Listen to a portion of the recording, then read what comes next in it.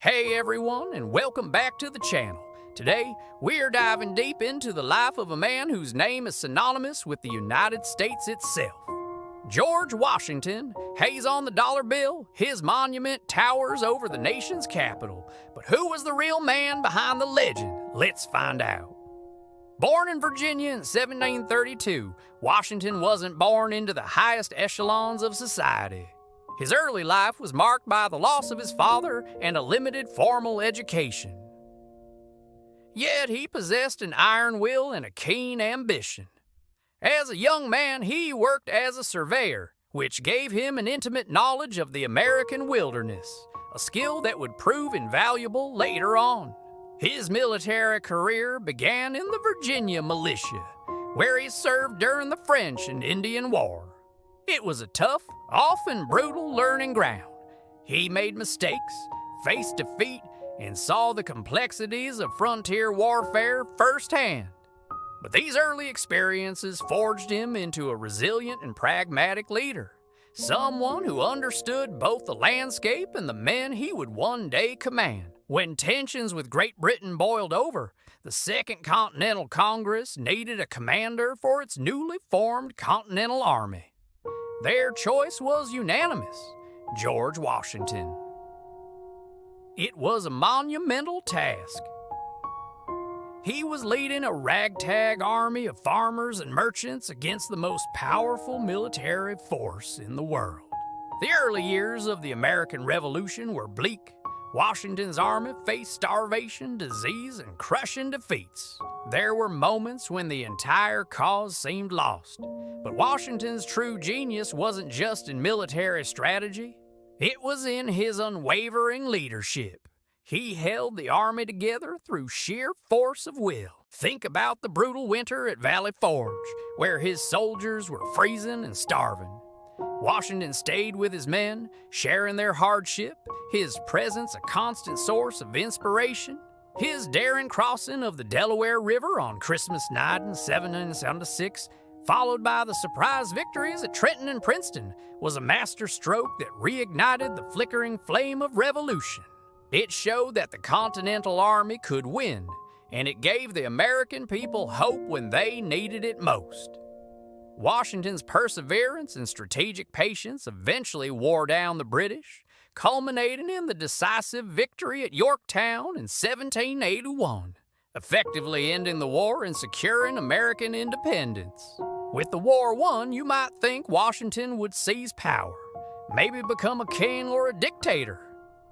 After all, that's what many successful generals in history had done.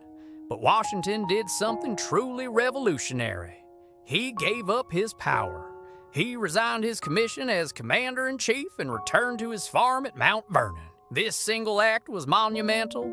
It demonstrated his commitment to the principle of civilian control over the military, a cornerstone of American democracy. He showed the world that the new nation would be a republic governed by laws, not by a single powerful man. But his country would call upon him one more time. The new nation was struggling under the weak Articles of Confederation. So, in 1787, Washington presided over the Constitutional Convention, lending his immense prestige to the effort to create a new, stronger federal government. When the new Constitution was ratified, there was only one person everyone trusted to lead the fledgling nation. In 1789, George Washington was unanimously elected the first president of the United States. He wasn't just a figurehead. He was building the government from scratch. Every action he took set a precedent. He established the first presidential cabinet, creating the departments of State, Treasury, and War. He navigated treacherous foreign policy, keeping the young nation out of European wars with his proclamation of neutrality. He affirmed federal authority during the Whiskey Rebellion, proving that the new government could and would enforce its laws. He wasn't perfect, and his presidency faced intense political division, but he guided the nation with a steady hand, always prioritizing its long-term stability. Perhaps his most enduring legacy was his decision to step down after 2 terms. There was no term limit in the Constitution at the time. He could have served for life. But Washington believed that a peaceful transfer of power was essential for the survival of the Republic.